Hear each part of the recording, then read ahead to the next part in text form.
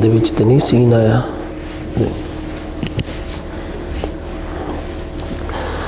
السلام علیکم ورحمۃ اللہ وبرکاتہ۔ ان الحمد للہ نحمده ونستعینه ونستغفره ونعوذ باللہ من شرور انفسنا ومن سیئات اعمالنا من يهده الله فلا مضل له ومن يضلله فلا هادي له واشهد ان لا اله الا الله وحده لا شريك له واشهد ان محمدا عبده ورسوله اللهم صل على محمد وعلى آل محمد كما صليت على ابراهيم وعلى آل ابراهيم انك حميد مجيد اللهم بارك على محمد وعلى آل محمد كما باركت على ابراهيم وعلى آل ابراهيم انك حميد مجيد اما بعد فيا ايها الناس ان خير الحديث كتاب الله وخير الهدي هدي محمد صلى الله عليه وسلم وشر الامور محدثاتها وكل محدثة بدعة وكل بدعة ضلالة وكل ضلالة في النار اعوذ بالله السميع العليم من الشيطان الرجيم بسم اللہ الرحمن الرحیم یرید اللہ بکم اليسر ولا یرید بکم العسر ولتکملوا العدة ولتکبروا اللہ علی ما ہداکم ولعلکم تشکرون صدق اللہ العظیم۔ ہر قسم کی حمد و ثنا اللہ رب العالمین کے لیے ہے۔ درود و سلام امام کائنات جناب محمد الرسول اللہ صلی اللہ علیہ وسلم کی ذات گرامی پر ہے۔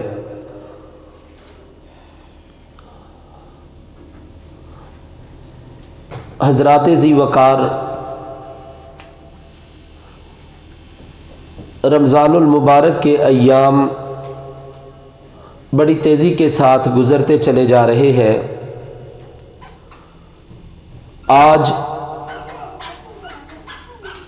9 رمضان المبارک ہے اور اسی طرح 31 مارچ جمعے کا دن ہے۔ یہ 9 دن پر لگا کر ہی اڑتے چلے گئے اور ابھی ہم ان 9 دنوں کے اندر کما حقہ حق ادا کرنا تو دور کی بات ہے، ہم اپنے فرائض بھی نہیں صحیح طور پر ادا کر سکے۔ حالانکہ رمضان المبارک جہاں پر ہمارے لیے بے شمار فوائد، برکتوں اور رحمتوں کا باعث ہے، وہاں پر ہمارے لیے بہت ساری آسانیاں بھی لے کر آتا ہے۔ یہ بات میں نہیں کہہ رہا بلکہ اللہ کا قرآن کہتا ہے، یرید اللہ بکم اليسر، اللہ تعالیٰ تو تمہارے ساتھ آسانی چاہتے ہیں، ولا یرید بکم العسر، اللہ تمہارے ساتھ تنگی نہیں چاہتے، ولتکملوا العدۃ، اور تم اپنی گنتی کو پورا کرو، وَلِتُكَبِّرُ اللَّهَ عَلَى مَا هَدَاكُمْ، اور اللہ تعالیٰ کی کبریائی، اللہ تعالیٰ کی بڑائی بیان کرو جو اس نے تم کو ہدایت عطا فرمائی ہے، وَلَعَلَّكُمْ تَشْكُرُونَ، تاکہ تم اس کا شکر ادا کر سکو۔ جس طرح کہ قرآن مجید کے اس سے پیچھے تھوڑا سا جہاں پر اللہ تعالیٰ نے روزوں کی فرضیت کا بیان فرمایا کہ یا ایھا الذین آمنوا کتب علیکم الصیام، تمہارے اوپر رمضان کے روزے فرض کیے گئے ہیں جیسے تم سے پہلے لوگوں کے اوپر فرض تھے۔ مقصد کیا ہے؟ لعلکم تتقون، تاکہ تم تقوی اور پرہیزگاری اختیار کر سکو۔ اور آگے فرمایا ایام معدودات، یہ گنتی کے چند دن ہیں۔ فمن کان منکم مریضا، جو کوئی تم میں سے مریض ہو، او علی سفر، یا سفر میں ہو، فعدۃ من ایام اخر، اس کو چاہیے کہ وہ بعد میں جو ہے نا اس کی گنتی کو پورا کر لے۔ کتنی بڑی سہولت ہے کہ اگر کوئی مریض ہے، مسافر ہے، حالانکہ آج کے دور میں سفر کے ذرائع بہت ہی آسان ہو چکے ہیں۔ پچھلے وقتوں میں اونٹوں کے اوپر، پیدل قافلوں کی صورت میں اور سواریوں کے اوپر لوگوں کو سفر کرنا پڑتا تھا۔ آج اے سی فلائنگ کوچز ہے، جہازوں کے ذرائع ہیں، دوسرے اسی طرح سفر کے ذرائع، سفر بہت آسان ہے۔ لیکن پھر بھی کہا کہ جو کوئی مسافر ہو وہ بعد میں گنتی پوری کر لے، کوئی حرج نہیں۔ کیوں؟ یرید اللہ بکم الیسر، اللہ تو تمہارے ساتھ آسانی چاہتے، اللہ تنگی نہیں چاہتے۔ اور یہ دین اسلام ہے بھی ہمارے لیے انتہائی آسان ترین دین ہے۔ یہود و نصارہ کے دین، ان میں مشکلات ہوتی تھی، تنگیاں ہوتی تھی۔ اسی طرح لوگوں کے اس وقت جو خود ساختہ دین ہے، ہندو ہے، بدھ مذہب ہے، اسی طرح اور دوسرے سکھ ہے، تو ان کے مذاہب میں مشکلات ہے۔ اسلام میں ایسی کوئی مشکل نہیں ہے۔ لوگوں کو اپنا مخصوص لباس پہننا پڑتا ہے، لوگوں کو اپنی مخصوص قسم کی عبادات کرنی پڑتی ہے، جن کا اس وقت شریعت مطہرہ میں کوئی کسی قسم کا ذکر نہیں ہے۔ لیکن وعلیکم السلام، ہمارے دین کے اندر کوئی مخصوص لباس کی پابندی نہیں ہے، کوئی کسی قسم کی مخصوص بناوٹ کی ضرورت نہیں ہے، بلکہ آسانی ہی آسانی ہے۔ اسی لیے اللہ تعالیٰ فرماتے ہیں فمن شہید منکم الشہر فلیصم، تم میں سے جو کوئی اس مہینے میں حاضر ہو نا، تندرستی ہے، صحت ہے، اسلام کی دولت ہے، عاقل و بالغ ہے، تو وہ کیا کرے؟ فلیصم، وہ روزہ رکھے۔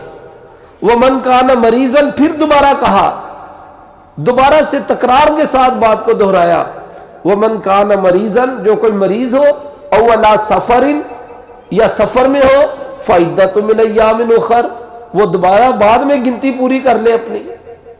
اور پھر فرمایا یرید اللہ بکم الیسر، اللہ تو تمہارے ساتھ آسانی چاہتے، ولا یرید بکم العسر، اللہ تمہارے ساتھ تنگی نہیں چاہتے۔ امام مجاہد رحمہ اللہ فرماتے ہیں لفظ یسر حالت سفر میں روزہ چھوڑنے کی رخصت، آسانی اور نرمی پر دلالت کرتا ہے۔ یسر، یہ ہمارا بایاں ہاتھ ہے نا، اس کو بھی یسرا کہا جاتا ہے، بائیں ہاتھ کو۔ دائیں ہاتھ کو یمین کہا جاتا ہے، دائیں ہاتھ۔ بائیں ہاتھ کو یسر، آسانی والا اس لیے کہا جاتا ہے، یہ دائیں ہاتھ کی معاونت کرتا ہے، مدد کرتا ہے۔ اصل کام دائیں نہیں کرنا ہے، لیکن یہ اس کا معاون ہے، اس لیے اس کو آسانی والا ہاتھ کہا گیا ہے۔ اور سیدنا معاذ بن جبل رضی اللہ تعالیٰ عنہ اور حضرت ابو موسیٰ عشری رضی اللہ تعالیٰ عنہ کو جب نبی کریم صلی اللہ علیہ وسلم نے نا یمن کی جانب روانہ فرمایا تو ان کو منصب بھی عطا فرمایا، تو آپ پیارے نبی صلی اللہ علیہ وسلم ان دونوں اصحاب کو رخصت فرما رہے ہیں، اور رخصت کرتے وقت آپ نے فرمایا یسرا ولا تعسرا وبشرا ولا تنفرا، اور میرے دونوں ذمہ داروں، لوگوں کے لیے آسانیاں پیدا کرنا۔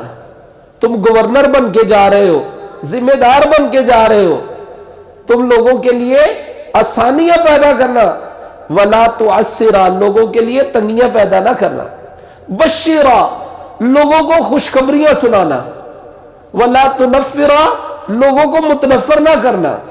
اللہ اکبر، اس قدر ہمارا دین جو ہے وہ آسان ترین پہلو کے اوپر ہے۔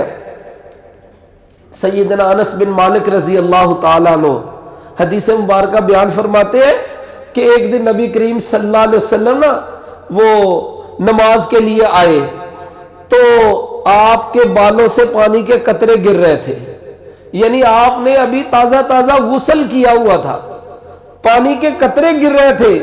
تو جب آپ نماز سے فارغ ہوئے نا تو لوگ آپ سے سوال کرنے لگے کہ حضور کیا اس میں ہمارے اوپر کوئی حرج ہے، تنگی ہے کہ اتنی جلدی جلدی آپ غسل کر کے آئے ہیں، پانی کے قطرے گر رہے ہیں؟ تو آپ صلی اللہ علیہ وسلم نے فرمایا ان دین اللہ فی یسر، بلا شبہ اللہ تعالیٰ کے دین میں آسانی ہے، کوئی مشکل نہیں. اللہ تعالیٰ کے دین میں آسانی ہے، کوئی مشکل نہیں. اللہ تعالیٰ کے دین میں آسانی ہے، کوئی مشکل نہیں. آپ حیران ہو گئے یہ کیا بات ہوئی؟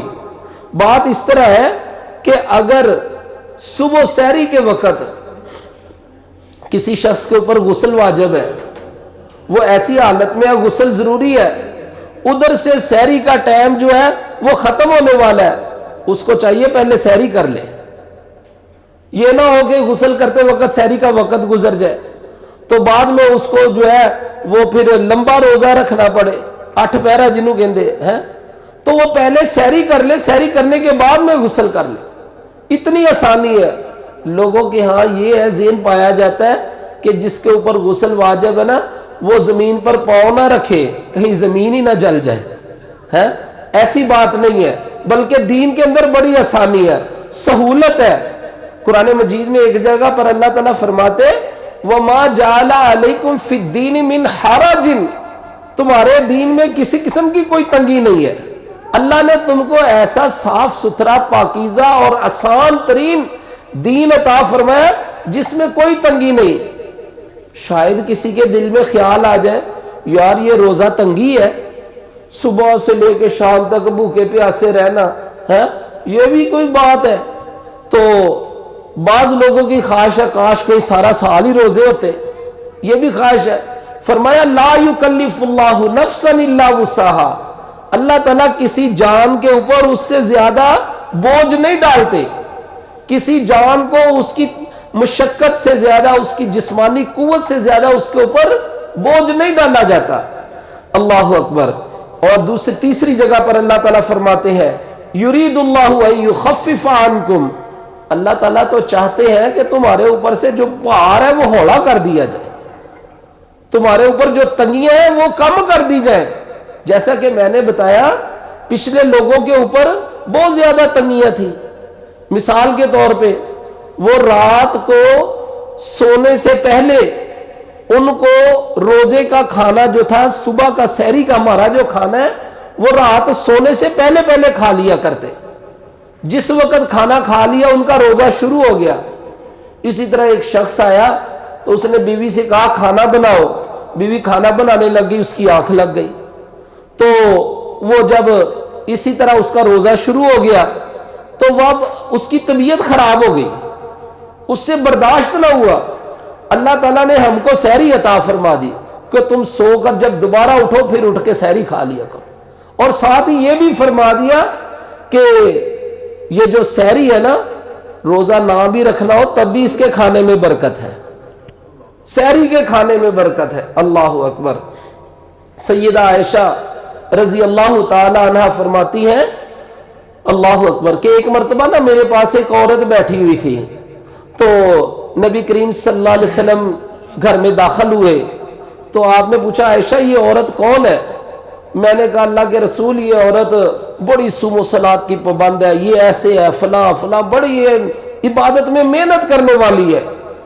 ماں فرمایا کہ اللہ کے رسول صلی اللہ علیہ وسلم نے جب یہ باتیں سنی نا تو آپ نے فرمایا دام علیہ صاحبہ، اپنی ساتھی سے کہو کہ تھوڑا عمل کرے، اس پر ہمیشگی اختیار کرے. یہ نہیں ہے کہ اپنے آپ کو مشقت میں ڈال لینا ہے، اپنے آپ کو تنگی میں ڈال لینا ہے، ایسا کام نہیں کرنا. بلکہ قرآن نے بڑا ہی پیارا بیان فرمایا سورۃ طٰہٰ ما انزلنا علیک القرآن لتشقی، اے ہمارے پیارے نبی ہم نے آپ کے اوپر قرآن اس لیے نازل نہیں کیا کہ آپ مشقت میں پڑ جائیں، آپ پریشانی میں مبتلا ہو جائیں. تو پیارے نبی صلی اللہ علیہ وسلم نا جبریل علیہ السلام کے ساتھ جلدی جلدی قرآن پڑھنے کی کوشش کرتے تاکہ یاد ہو جائے. تو اللہ تعالیٰ کہتے ہیں کہ ہم نے آپ کے اوپر مشقت نہیں ڈالی، قرآن نازل کر دیا تو آپ مصیبت میں پڑ گئے، نہیں، بلکہ فرمایا ہے پیارے نبی آپ قرآن سن لیا کرو، ہم آپ کے سینے میں ویسے ہی محفوظ فرما دیں گے۔ اللہ اکبر۔ تو جب اللہ اپنے پیارے نبی کو آپ کی مشقت برداشت نہیں کرتا تو عام امتیوں کی مشقت کیسے برداشت کرے گا؟ اللہ تعالیٰ کہ ہاں آسانیاں ہی آسانیاں ہیں میرے پیارے بھائیوں، تنگی نہیں ہے۔ تو فرمایا دام علیہ صاحبہ، اپنے ساتھی سے کہو کہ تھوڑا کام کرے لیکن ہمیشگی اختیار کرو، رک جاؤ، اپنے ذمے صرف وہی کام لو جسے تم کر سکتے ہو، ایسے کام کی نظر مت مانو، ایسے کام کا ارادہ مت مانو کہ جس سے پھر تم اکتا جاؤ، پھر تمہارا عبادت میں دل ہی نہ لگے۔ ایک بندہ نظر مانتا اچھا جی میں 100 رکعت پڑھوں گا، وہ پھر 100 رکعت جو ہے اس کے لیے مشکل ہو جاتی ہے، تو پھر جب نظر پوری کرنی ہو پھر کیا کرتا ہے؟ تیزی سے ٹھونگے مارتا ہے، تیز تیز اس کو ادا کرنے کی کوشش کرتا ہے، اس رکعتوں کا کیا فائدہ؟ ایک بندہ نظر مان لیتا ہے میں پیدل حج پہ جاؤں گا، اسلام نے ایسا کوئی حکم نہیں دیا، اسلام نے کوئی تنگی والا حکم نہیں دیا تم پیدل حج کو جاؤ، تمہارے پاس سواری ہے، میں آگے ذکر آ رہا ہے وہ بھی انشاءاللہ بیان کرتا ہوں۔ تو فرمایا پیارے نبی نے اللہ تعالیٰ ثواب دینے سے نہیں اکتاتے، اللہ تعالیٰ کے ہاں بڑا اجر و ثواب ہے، لیکن تم عمل کرتے کرتے اکتا جاؤ گے۔ کتنی آسانی ہے یار، اپنے ذمے وہ کام لو۔ فرمایا اللہ تعالیٰ کو سب سے زیادہ محبوب اور اطاعت والا وہ کام ہے جو ہمیشہ ہو چاہے تھوڑا سا ہی ہو، اللہ تعالیٰ کو وہ کام محبوب ہے، وہ پسند ہے۔ ہاں یہ ایک علیحدہ چیز ہے کہ دینی محافل کو اختیار کرنا، دین کی مجلسوں میں شرکت کرنا، علماء کرام کا وعظ سننا، نیک لوگوں کی صحبت اختیار کرنا، یہ اپنی جگہ پر بہت فضیلت والا عمل ہے، اس کی بڑی برکات ہے۔ میں آپ کو حدیث مبارکہ سناتا ہوں، بڑی مشہور حدیث ہے، کئی مرتبہ سنی ہوگی آپ نے، کہ ایک مرتبہ نا سیدنا حنظلہ رضی اللہ تعالیٰ عنہ وہ بیان کرتے ہیں کہ ایک مرتبہ حضرت ابوبکر صدیق رضی اللہ تعالیٰ عنہ میرے سے ملاقات کی، انہوں نے مجھ سے ملنے آئے تو پوچھنے لگے حنظلہ بتا یار تیرا کیا حال ہے؟ دونوں جلیل القدر اصحاب ہیں، دونوں فضیلت والے ہیں۔ تو حضرت حنظلہ کہنے لگے سیدھے سے صاف گو کہنے لگے یار حنظلہ تو منافق ہو گیا ہے، یہ کیا بات ہوئی؟ کہنے لگے حنظلہ منافق ہو گیا۔ انہوں نے کہا سبحان اللہ، حضرت ابوبکر کہنے لگے سبحان اللہ حنظلہ یہ کیا کہہ رہے ہو تو، وہ اس طرح کی بات نہیں کرتے۔ ہاں کہنا جب ہم رسول پاک صلی اللہ علیہ وسلم کے پاس ہوتے ہیں نا، آپ ہمیں جنت کے بارے میں بتاتے ہیں، جہنم سے ڈراتے ہیں، تو ہمارے ایمان کی حرارت کی وجہ سے ایسے محسوس ہوتا ہے جیسے جنت اور جہنم کو ہم اپنی آنکھوں سے دیکھ رہے ہیں۔ آقا علیہ السلام جس طرح بیان فرماتے ہیں نا، ہمیں محسوس ہوتا ہے جیسے ہم جنت کا نظارہ کر رہے ہیں، جیسے جہنم کی آگ ہمارے سامنے جل رہی ہے۔ تو لیکن جیسے ہی ہم رسول پاک صلی اللہ علیہ وسلم کی محفل سے نکلتے ہیں اور اولادوں کے اندر مال و دولت کے اندر مگن ہو جاتے ہیں، سب کچھ بھول جاتا ہے، تو یہ منافقت ہی ہے، حنظلہ منافق ہو گیا۔ اللہ حضرت ابوبکر کہنے لگے یار اللہ کی قسم ایسی صورتحال تو میرے ساتھ بھی ہے، اور یہی کچھ تو میرے ساتھ بھی ہے، ہر بندے کے ساتھ ہی ایسا ہی معاملہ ہے۔ اللہ اکبر۔ حضرت ابوبکر نے بازو پکڑا، کہنے یار چلا رسول پاک کے پاس چلتے ہیں، اللہ کے رسول کے پاس چلتے ہیں، جا کر جو ہے نا یہ پوچھتے ہیں کہ یہ کیا بات ہو گئی۔ تو نبی علیہ السلام نے پوچھا بھئی کیا معاملہ ہوا؟ تو دونوں نے جو معاملہ ہوا اس کو عرض کیا کہ جب ہم اپنی اولادوں میں، بیویوں میں، کاروبار میں مگن ہو جاتے ہیں تو ہمیں آپ کی صحبت جو ہے نا اس میں کی گئی باتیں بھول جاتی ہیں، آپ کی صحبت کے اثرات جو ہے وہ کم ہو جاتے ہیں۔ تو نبی علیہ السلام نے فرمایا الذی نفسی بیدہ، فرمایا اس ذات کی قسم میں جس کے ہاتھ میں محمد کی جان ہے کہ اگر تم اسی حالت میں رہو، یہ دینی مجلسوں کا فائدہ ہے، یہ نیک لوگوں کی صحبت کا فائدہ ہے، یہ علماء کرام کے پاس بیٹھنے کا کیا فائدہ ہے؟ فرمایا تم اسی حالت میں رہو جس حالت میں تم میرے پاس ہوتے ہو، ہر وقت ذکر کرتے رہو، تمہارے بستروں کے اوپر، تمہاری خواب گاہوں کے اوپر فرشتے تمہارے ساتھ مسافے کرتے پھریں۔ اللہ اکبر۔ اگر تمہاری کیفیت یہی رہے جو میرے پاس ہے، اپنے گھروں میں بھی وہی کیفیت رہو، تو فرشتے تمہارے سے مسافہ کریں، فرشتے تمہارے بستروں میں تمہارے ساتھ بیٹھیں۔ اللہ اکبر۔ اور فرمایا لیکن حنظلہ ایک بات سن لو، آقا علیہ السلام فرماتے ہیں حنظلہ کبھی ایمان زیادہ ہوتا ہے، کبھی ایمان کم ہو جاتا ہے، کبھی ایمان زیادہ ہوتا ہے، کبھی ایمان کم ہو جاتا ہے، کبھی ایمان زیادہ ہوتا ہے، کبھی ایمان کم ہو جاتا ہے۔ یہ بات آپ نے 3 مرتبہ ارشاد فرمائی، میں نے بھی اسی طرح 3 مرتبہ دہرائی کہ انسان کے ایمان کی کیفیت بڑھتی رہتی ہے، کبھی کم بھی ہو جاتی ہے۔ یہ بات قرآن سے بھی ثابت ہے۔ سورۃ انفال کی 2 آیت ہے، اللہ فرماتے ہیں انما المؤمنون الذین اذا ذکر اللہ وجلت قلوبہم، جب لوگوں کے سامنے اللہ تعالیٰ کی آیات کی، قرآن کی تلاوت کی جاتی ہے نا، وجلت قلوبہم، ان کے دل ڈر جاتے ہیں، وَإِذَا تُلِيَتْ عَلَيْهِمْ آیاتُهُ، جب آیات کی تلاوت ہوتی ہے، زَادَتْهُمْ ایمانا، ان کا ایمان بڑھ جاتا ہے۔ اس طرح یہ دینی محافل جو ہوتی ہے نا، یہ خطبات جمعہ، یہ دروس قرآن، یہ نیک لوگوں کی صحبت، انسان کو اس سے بہت زیادہ برکات حاصل ہوتی ہیں، فائدہ حاصل ہوتے ہیں۔ اس لیے اگر آپ کو کسی وقت مسجد میں نماز پڑھنے گئے ہیں، مولوی صاحب کھڑے ہو کے اعلان کرتے ہیں یار مہمان آئے ہیں، وہ 2 منٹ آپ کے سامنے حدیث مبارکہ بیان کریں گے یا مختصر درس دیں گے، بیٹھ کر سنا کریں، یقین کریں اس کے بہت فوائد ہیں۔ کوئی ایسی بات کانوں میں پڑ جاتی ہے، مثال کے طور پہ میں بیان کر رہا ہوں، میں اس بات کو بیان کر رہا ہوں، میں اس کے اوپر اتنا عمل نہیں کرتا جتنا سننے والا عمل کر لیتا ہے۔ ہو سکتا ہے جو بات میں بیان کر رہا ہوں میں اس کے اوپر اتنا عمل نہ کروں، سننے والا زیادہ عمل کر لے، کسی کا بھلا ہو جائے، فائدہ ہو جائے۔ اس لیے یہ نیک لوگوں کی صحبت کا فائدہ ہے۔ تو میں بات کر رہا تھا اللہ تعالیٰ نے ہمارے لیے آسانیاں فرمائی ہے۔ ایک اور حدیث مبارکہ ہے، سیدنا عبداللہ ابن عباس رضی اللہ تعالیٰ نے بیان فرماتے ہیں، ایک مرتبہ نا نبی کریم صلی اللہ علیہ وسلم خطبہ ارشاد فرما رہے تھے، تو ایک شخص نا دور کھڑا ہوا تھا، دھوپ کے اندر کھڑا ہوا، تو آپ نے لوگوں سے پوچھا بھی اس کا کیا معاملہ ہے، یہ ادھر کیوں کھڑا ہے؟ لوگوں نے کہا جی یہ ابو اسرائیل ہے، اس کا نام تھا کنیت، ابو اسرائیل ہے، اس نے نظر مانی ہے، روزہ بھی رکھا ہوا ہے، یہ بیٹھے گا نہیں، دھوپ میں کھڑا رہے گا، یہ دھوپ میں کھڑا رہے گا، بیٹھے گا نہیں، تو سایہ بھی حاصل نہیں کرے گا، نہ ہی کسی سے بات چیت کرے گا، روزہ بھی رکھا ہوا ہے۔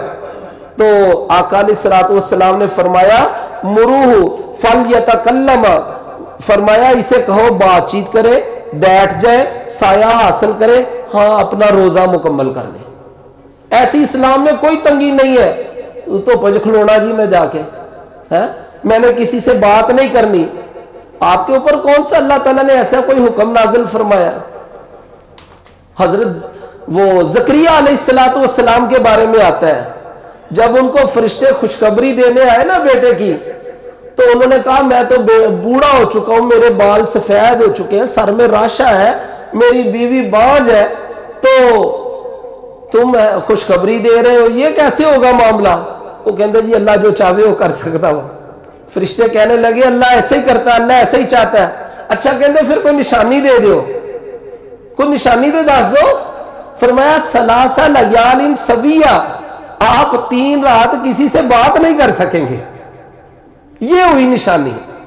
باوجود زبان ہونے کے، قوت گویائی ہونے کے، سب کچھ ہونے کے، آپ 3 دن کسی سے کلام نہیں کر سکیں گے، بول نہیں سکیں گے، باقی نماز تسبیح عبادات وہ جاری رہیں گی، کلام نہیں کر سکے۔ تو یہ اللہ تعالیٰ کی طرف سے تھا۔ لیکن ایک انسان اپنے اوپر نظر مان لے، پٹھی نظر جنہوں کہتے ہیں، جس کا شریعت میں کوئی وجود نہیں ہے۔ آپ کو آج اپنے معاشرے میں ایسے لوگ نظر آئیں گے، میں نے جی وہ خاکی رنگ کا لباس پہننا ہے، میں نے پیلے رنگ کے کپڑے پہننے ہیں، میں نے فلاں رنگ کی جو ہے نا وہ پگڑی باندھنی ہے۔ وہ بھائی کس نے کہا ہے؟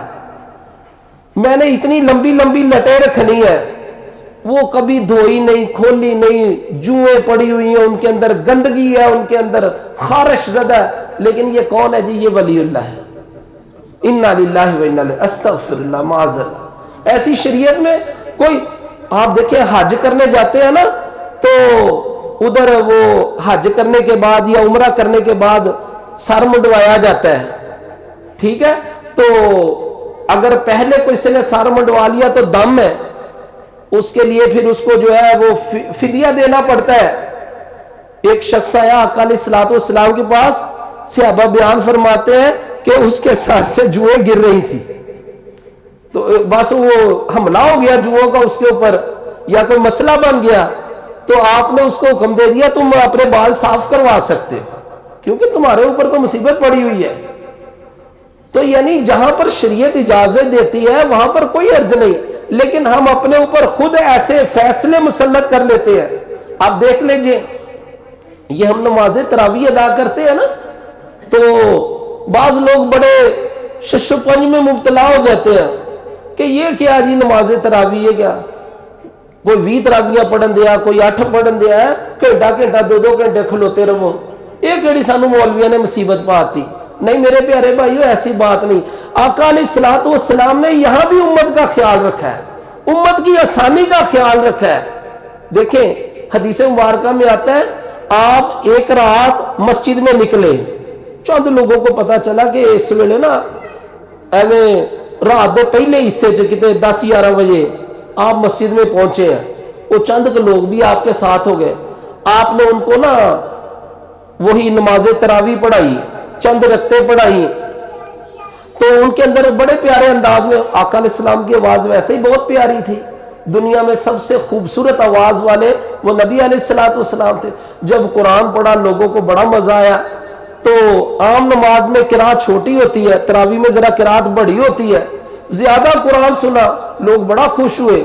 वो बाहर गया ना जिस वेले, जाके होरा नूं दसिया, कितने लोगों को यार रात नमाज पढ़ाई बड़ा मजा आया, लंबी नमाज पढ़ाई। और दूसरी रात कसीर तादाद में लोग आ गए, बहुत ज्यादा लोग आ गए।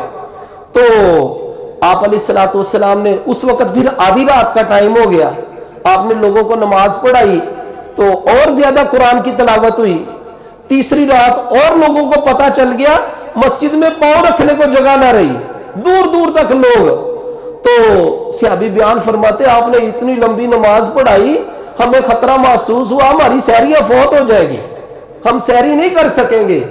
तो फिर लोगों को पता चला, तो उससे भी बढ़कर अगले रोज लोग मस्जिद में जमा हो गए, लेकिन नबी अलैहिस्सलातु वस्सलाम हुजरा मुबारक से ही नहीं निकले, आप आए नहीं, लोग इंतजार करते रह गए, हुजूर आप तशरीफ नहीं लाए, हम इंतजार कर रहे हैं। फरमाया तुम्हारा शौक देखकर मुझे खतरा पैदा हो गया, ये नमाज तुम्हारे ऊपर फर्ज ना कर दी जाए। अल्लाह, फिर तुम मुशक्कत में पड़ जाओगे, तुमसे ये फर्ज अदा नहीं होगा। लोग यहां पर नवाफिल अदा नहीं करते, फर्ज कौन अदा करेगा? अल्लाह अकबर।